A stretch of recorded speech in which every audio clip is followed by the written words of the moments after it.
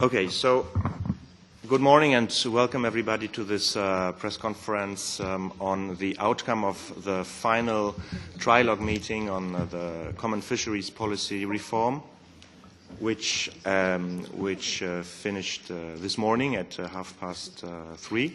I would like to welcome here Mr. Gabriel Mato, who is the chair of the Fisheries Committee, Mrs. Ulrike Rodast, who is the rapporteur for the common fisheries policy, Mrs. Damanaki from the Commission, Fisheries Commissioner, and Mr. Simon Coveney, who will be here in a second. So I'd like to pass the floor to Mr. Mato.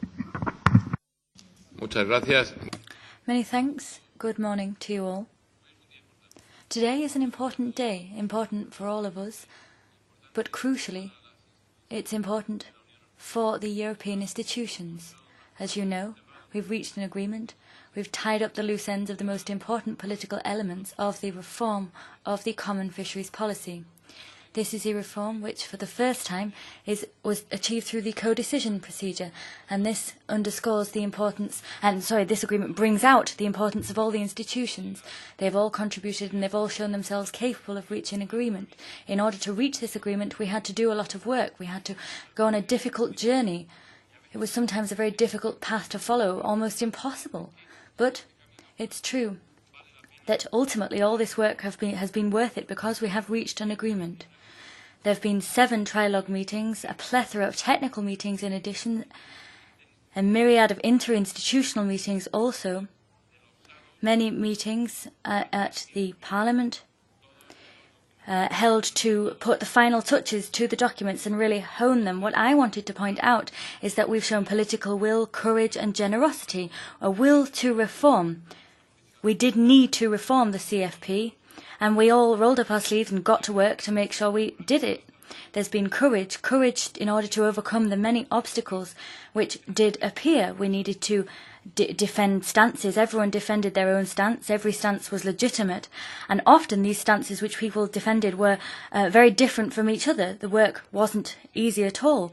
There were a number of different countries with different interests, different policies, countries which have a thriving fishing industry, others which don't. But nevertheless, we were able to reach final conclusions, and that's what we did. Above all, I wanted to point out the fact that we showed generosity. Everyone showed generosity in moving forward, in really being able to make progress. We looked at the Parliament's initial position, and if you compare that to the final decision made, you can see that everyone did show a great deal of generosity in order to reach the final agreement. There are words which are tossed out very quickly. Example, high maximum high yield discards, overfishing, fishing opportunities. But all of these, behind these words, there's a lot of effort and they mean a lot, and we've worked a great deal on these terms. I did want to just point that out because as the chair of this committee, it was up to me to play a role which is very pleasant, even if it is difficult at times. I wanted to underscore the fact that it's in all our advantage it was advantageous to us all to push forward this reform. I also wanted to thank the Irish presidency for their efforts and thank the Commission, because they really did help us with their initial positions in ultimately reaching an agreement.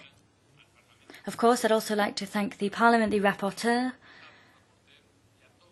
the rapporteurs and all the rest of the team which have deployed Herculean efforts in order to reach this agreement, showed a great deal of generosity also. A decision was adopted in the plenary, but in order to achieve that, reach this point, we did need to keep polishing the agreement. And so we can be very proud of what we've got on the table. Finally, thanks to you all. And I think we need to carry on working on this reform to ensure that on a day-by-day basis we improve our marine environment and the fisheries policy. Thank you. Thank you very much, Mrs. Rodast. Ja, auch ich sag good morning. We up here have only had 1 hour's sleep, so I hope you're in better form than us. But despite the lack of sleep, you see a very happy and satisfied person here who really hasn't yet come to grips with what has happened. I think that we have really written a chapter in history. this night, and we, and by that I mean all three institutions, we have struck a agreement which completely overturns the common fishery policy. It stands it on its head. We got a political agreement last night. All of that now has to be adopted in plenary, but I am fairly confident that we will have a large and very broad majority in favour of what we have achieved. And what have we achieved in the negotiations? We are putting an end to overfishing. We are dealing with discards, reducing them to zero. It would only be allowed in exceptional cases. It would have to be specifically applied for. In such exceptional cases, 5% discarding may be allowable.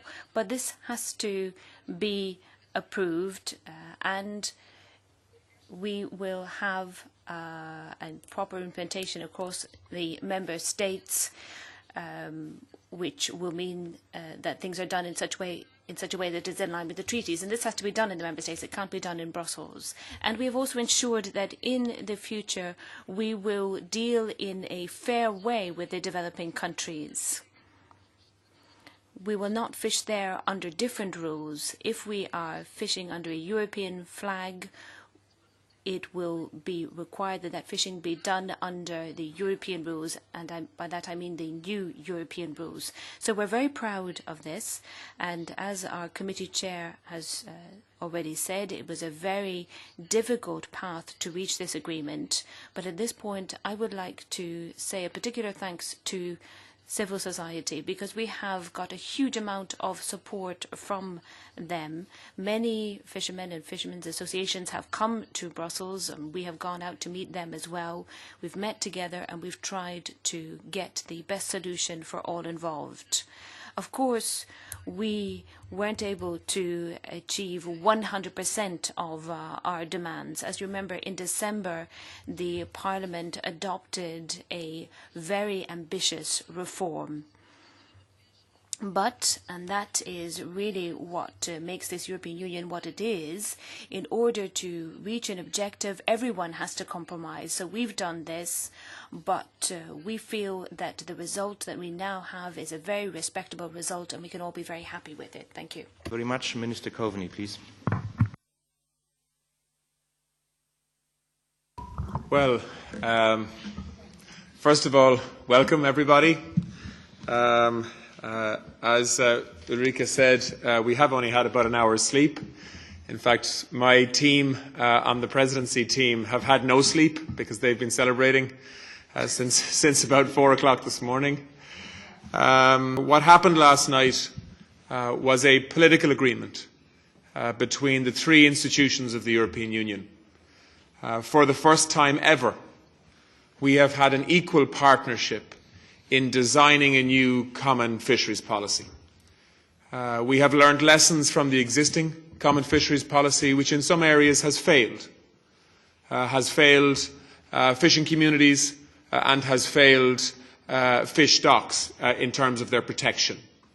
I think we've learned those lessons, and we have taken 2 years to design a new model for the next 10 years, which in my view is a radical but also practical and implementable fisheries policy for the future that will protect fishing communities, millions of people across the European Union, and also, most importantly, will ensure that the next generation of coastal communities and fishermen will have stocks to fish that will be in a better state than they are now.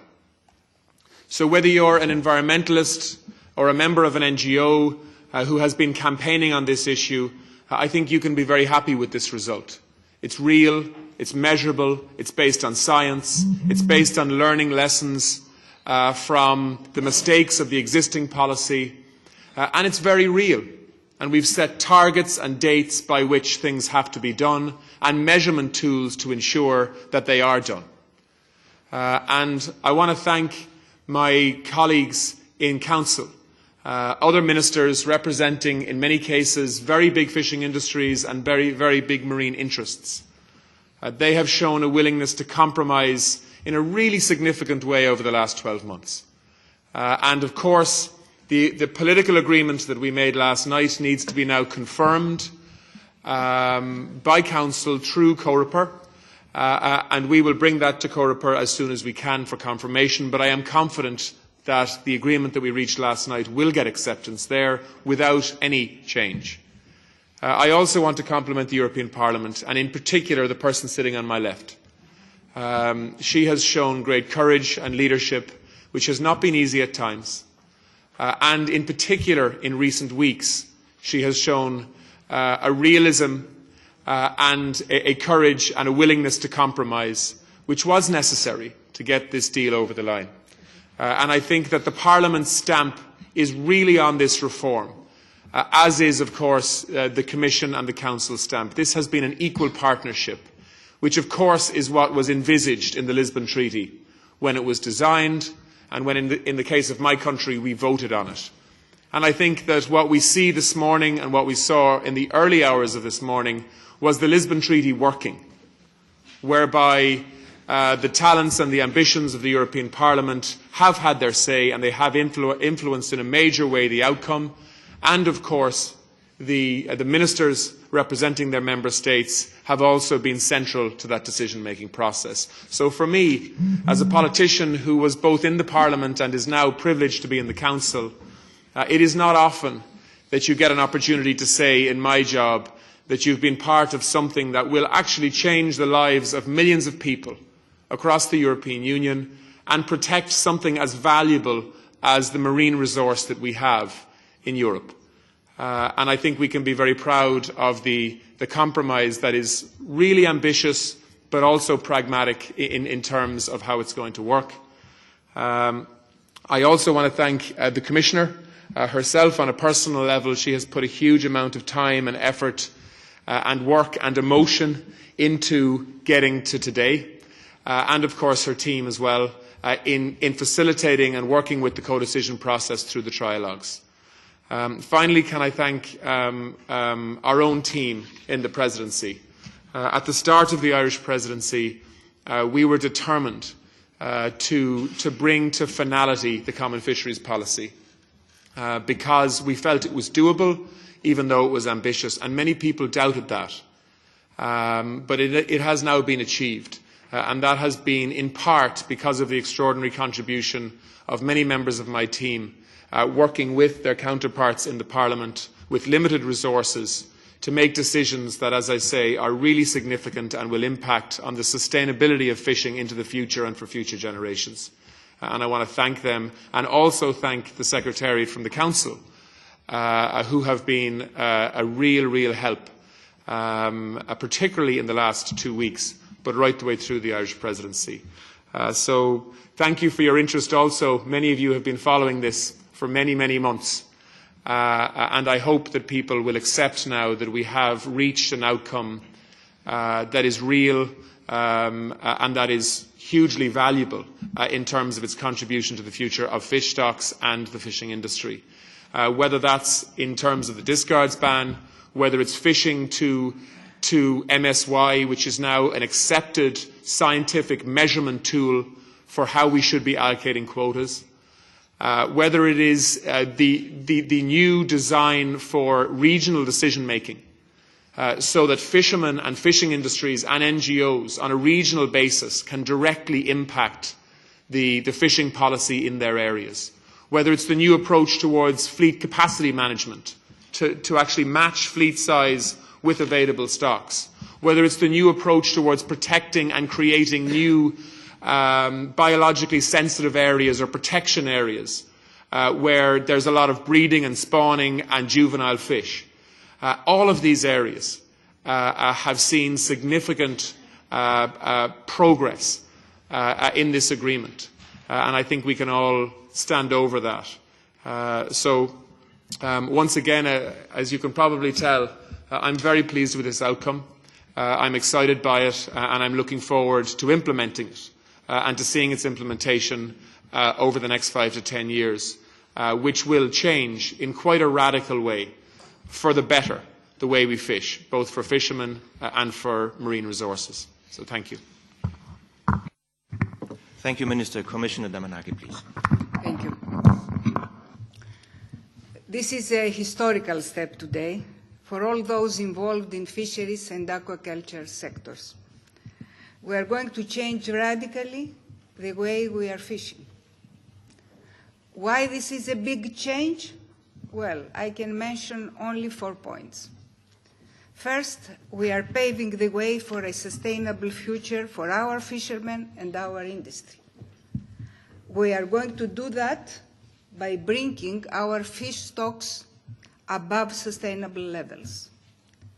We are aligning our fishing opportunities with scientific advice.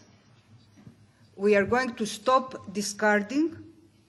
We are going to stop catching fish from the sea and then throw it back dead, as we are doing till now. And we are going to stop other wasteful practices. Secondly, we are going to apply the same principles when we are fishing abroad in other waters. We are going to respect fully international law and our commitments. Third, we are going to stop having all the decision-making take place here in Brussels.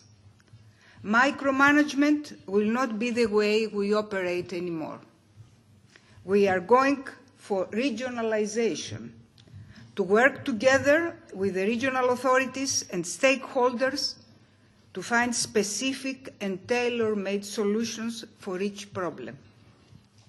Lastly, we are going to change our market policy by providing better information for the consumers so our fishermen can get for the fish the price it really deserves. This reform is a powerful driver for growth and jobs. And this happens at a time when Europe needs it. We really most need it. And this is going to happen. So I really think that I have to be grateful to everybody here. I have to be grateful to both Mrs. Rodust and Minister Coveney for their commitment, for their efforts towards this deal. I also would like to thank the President of the Committee, the Fisheries Committee of the Parliament, all the members of the Parliament, all the ministers. Why? Because they have been generous, because they have come to a compromise, which was not easy for everybody. But this is a radical change, and it's a change that we can implement, and this is what matters at the end. I would like also to thank my team and my services. They have done an excellent job, of which I am proud. Also, I would like to thank citizens all over Europe, hundreds, thousands of citizens that have been involved in this, that they have been informed about it and they tried to make it better. I think that this is something on which we can be proud. This is something that can prove that Europe is working. Europe is working. The institutions are working together and they can come for a radical change that can give us hope, growth and jobs. So what is next? Well, next for me at least, but I think for everybody, is to go for the implementation of this. And we need to work more. Our services are already prepared to come for the implementation. Also, we have to help our sector, our fishermen, to adjust themselves to these changes. So I hope that the budget will be helpful for that. And I hope also that our cooperation can now bring some fruitful results. Thank you very much. Thank you. I would like to open the floor for questions now. Could you please state your name and media? That would be great. Thank you. Yeah, there's a question there. Martina Herzog, German Press Agency, DPA. Could you outline in which respects the agreement differs from the one struck at Council in May? Oh, it's out, okay. In which respects does this differ from the agreement in Council on the 15th? Can you outline what are the exact rules for applying for the de minimis discards? And also, the Commissioner mentioned fishing above MSY. Are we not at MSY? Is it really above MSY? Who would like to answer first? Maybe Mrs. Rodast?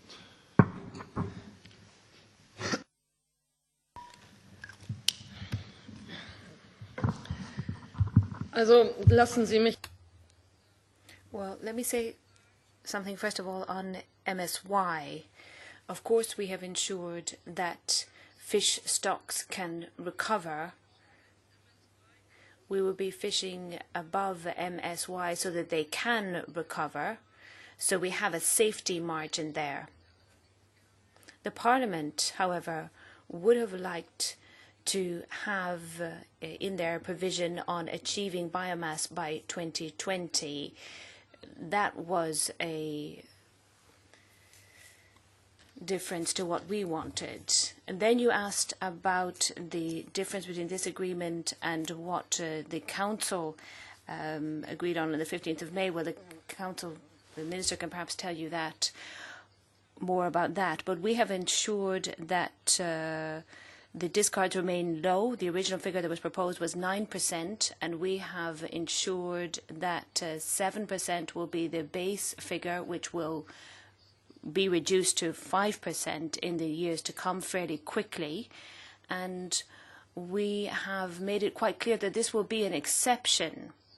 So that means that the Commission would have to receive a request from the Member States to approve a derogation. That was a big step for us, because at the beginning we assumed that we didn't want any kind of derogation. We wanted to prepare the fishing industry through pilot projects, and we have agreed to this because we understand that this is a very far-reaching step for the fishing industry, and in specific situations there may be a need for derogations. Now, we had quite a lengthy battle over this during the night, but I think that the compromise that we've arrived at is a very good one.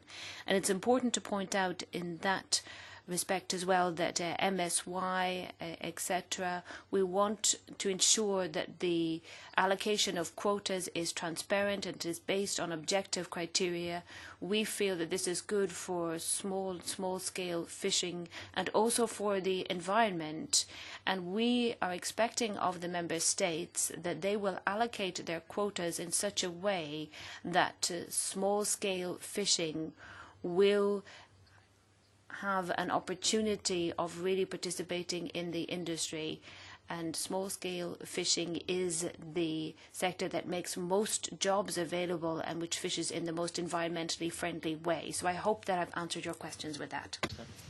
Yeah, that's a good question, but I think it's important to put it into context.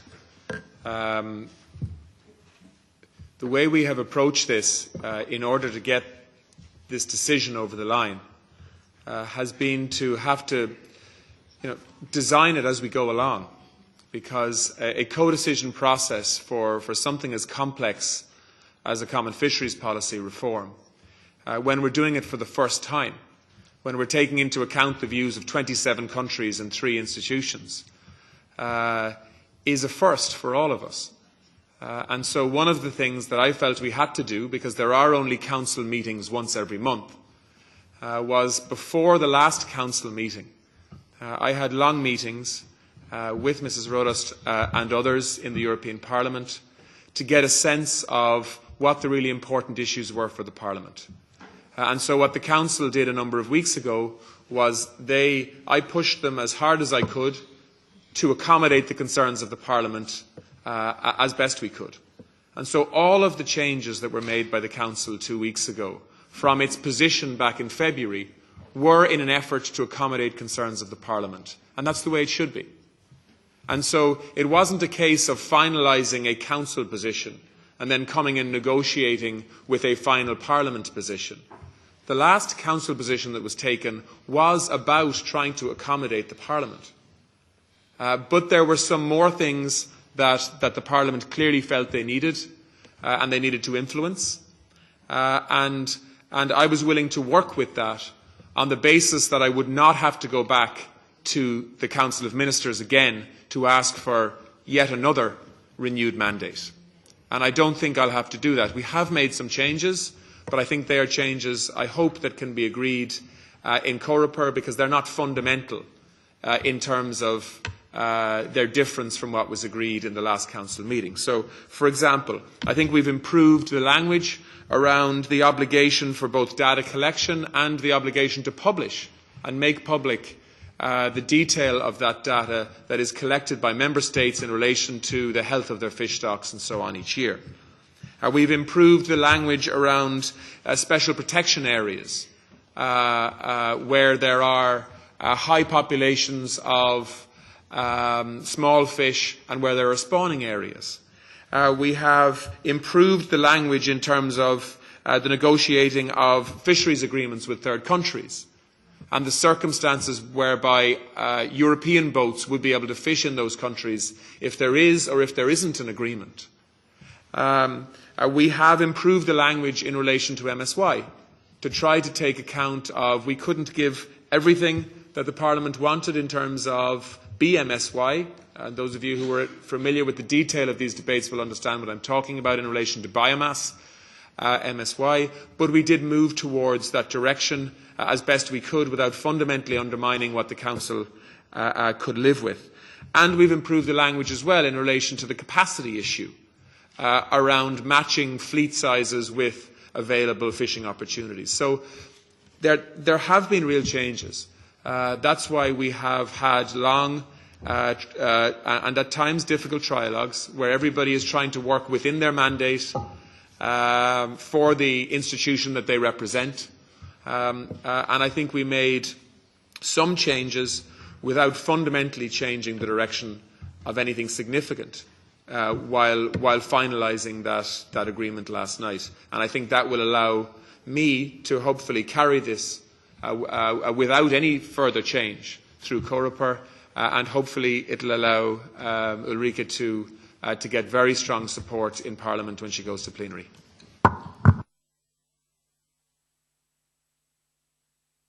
I would like to underline that the compromise which is on the table now, it's a text that is flexible and open for the future.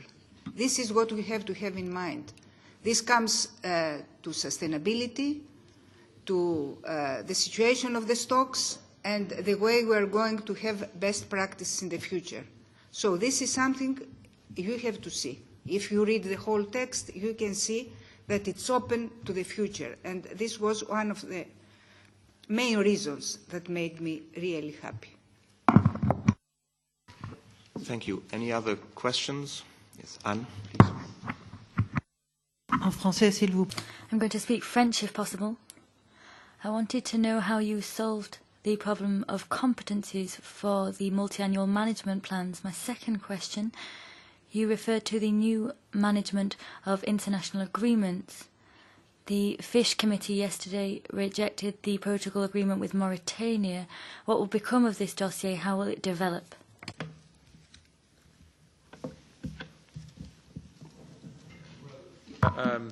Just briefly, there are still some key outstanding competence issues, if you want to call them that are related to interpretations of the Lisbon Treaty and certain articles in that treaty. And we have given a commitment, both in Council and also in Parliament, that we would set up a working group to try and resolve those differences. But there are also court cases that are active in relation to the cod plan that was agreed last December in the North Sea.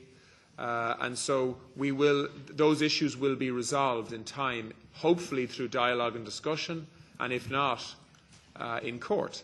And so what we agreed in terms of dealing with those competency or alignment issues was that we would agree neutral language to allow us agree a policy that is dynamic and radical, and that those issues will be worked out, as I say, hopefully through diplomacy and dialogue, but if not, we will see them worked out through the result of ongoing court cases. So I think if you look in the text, you'll see an effort on both sides to have neutral language that both can live with in terms of the interpretations that each institution has from Lisbon. In relation to multi-annual plans, management plans, we will now need to find a way to progress those multi-annual plans. That will require accommodation both from the Council and the Parliament, with the help of the Commission also. But I think we have built in mechanisms into this agreement now that even in the absence of multi-annual plans, or while we're waiting for them to be put in place, we still have credible ways of making decisions that are sustainable and sensible.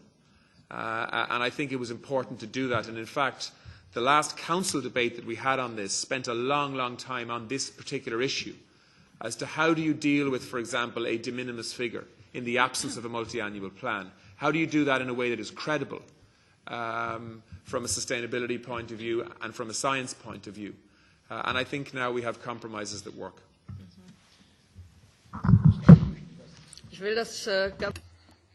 Just very quickly to supplement that. The Parliament, I can tell you, will no longer have much patience as regards the multi-annual plans. When the Irish presidency took over, we made it quite clear, and we asked Minister Coveney to come up with a solution as soon as possible. We've noted the fact that he has started trying to do that, but we are not at all satisfied with the result.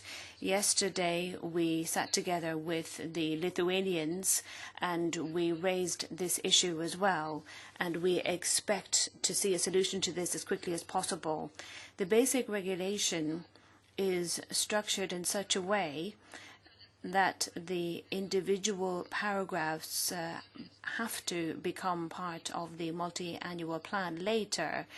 And even if there is no multi-annual plan, the individual paragraphs will apply as of 2015. And I want to make it quite clear that the Parliament is very mistrustful of how the Council has acted in this area. And in the basic regulation, we have been very vigilant to ensure that these paragraphs are worded in such a way that even if we don't have a multi-annual program, we will still have a common fisheries policy. Now, this is not to be interpreted as a threat. It's simply a fact. We've had lengthy discussions about this. If we don't get a solution soon, there will be proceedings before the European Court of Justice. I don't take any pleasure in seeing institutions taking legal action against each other. But I think since 2009, the Parliament has demonstrated a huge amount of patience, and I think we need to see a solution to this. As regards the developing countries, as I said in my introductory remarks, the wording of the basic regulation are quite clear on this. Ships who are under European flag and who are fishing off Mauritania, off the African coast, must respect the new rules of the basic regulation of the new fisheries reform. And those rules are quite clear. Yesterday we rejected the agreement with Mauritania. I'm not happy about that at all. But the feeling is that the question of the cetaceans has not yet been or cephalopods has not been completely resolved yet, and we want to take a little bit more time between now and the issue when it is voted in plenary to resolve that problem. I think that we should have managed to resolve this issue with the cephalopods, but that is the situation. It's a democracy. We have to respect the majority view, but we will have fair dealings with the developing countries. On Mauritania. Sí, muchas gracias. Many thanks. Comisión de Pesca. On behalf of the Fisheries Committee, there's an agreement with Mauritania. What appeared paradoxical is that it was a positive no. We do want to have an agreement with Mauritania. We've said that on a number of occasions. I, as the rapporteurs, have said this on a number of occasions. But we did believe that this was not the appropriate agreement, and not because that's not because I said it, but the fleet has said it. The fishermen didn't go fishing. The agreement was underused. This indicates clearly that it wasn't a valid, viable agreement which was beneficial to all sides. But it wasn't beneficial above all for the fishermen. This no yesterday was a no which said, well, we have time before the plenary to modify the issue and modify the agreement. We want to go to the plenary with a yes to this Mauritanian agreement, but this involves making a number of amendments. We need action to be taken both on the part of the Commission and from Mauritania. They both need to amend a number of points. There aren't many amendments which are needed, but these are crucial amendments. Crucial in order to ensure that we can give the green light to this agreement with Mauritania. I already said that the best indication, the clearest indication that this is not a valid, useful agreement is that it is entirely underused. It's only used at 15% of its capacity, and that is a clear sign that something is amiss.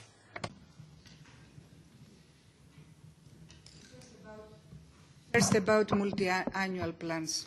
We have to overcome this problem between the Parliament and the Council.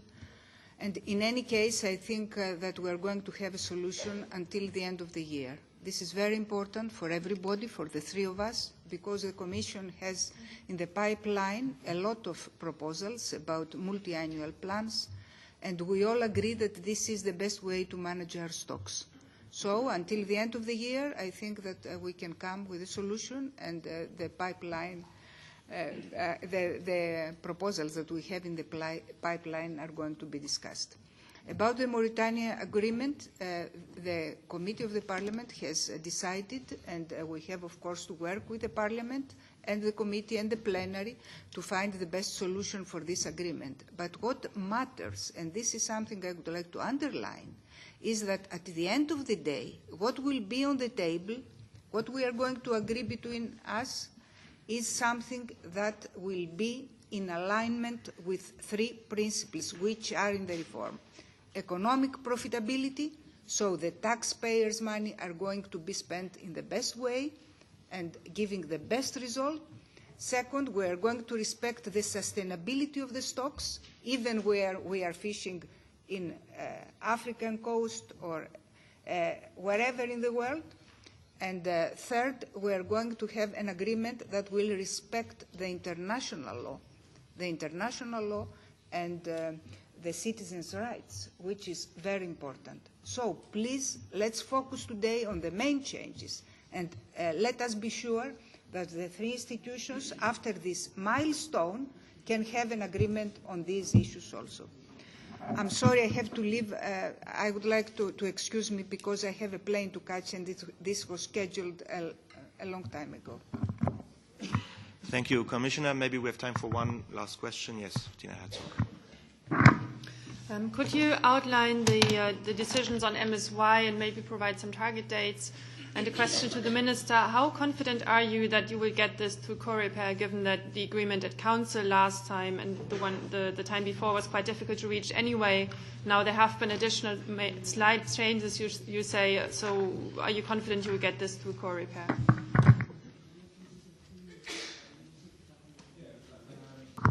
Look, I think that that Council want an agreement on CFP reform. We have been through two very, very difficult debates, one in February and one a number of weeks ago. We're all realistic politicians and ministers representing our governments and our countries. And so the appropriate place for a final agreement, and in fact the only place for a final agreement, is in the trialogue process. So it always had to be agreed at a final trialogue. And it was unrealistic to expect that there would be no changes So what we have done is we have, and I think everyone has been realistic on this issue, because nobody wants to go back to Council to try and get yet another mandate, because I don't think we would get it anyway. Ministers have gone as far as they can. But I also think that they will recognise, and of course we have kept them informed in terms of the direction of the trialogues over the last few days, that there hasn't been substantial changes, but there has been some improvements in terms of clarity, in terms of emphasis, in areas that are very important to the Parliament. And so if you're asking me the question, am I confident that we can get agreement in Corepor? Yes, I am. But as a package now that is to be finally agreed and approved, I am confident that that can happen and that that will happen, and it's our job as a presidency to make sure that it does.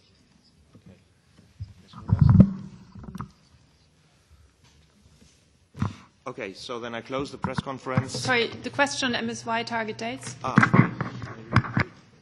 I mean, they're there in the text.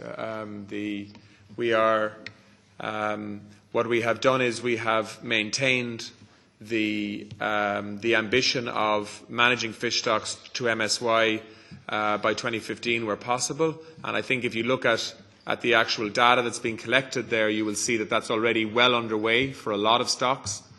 And then we have built in this wording to show that this is incremental progress, so that by the time we reach 2020, all fish stocks that are subject to quota will be managed to MSY.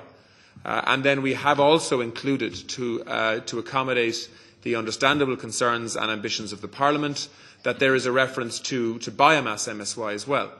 So really, and that is a target to achieve, but the management tool to get us there is FMSY, because that's the one that we control.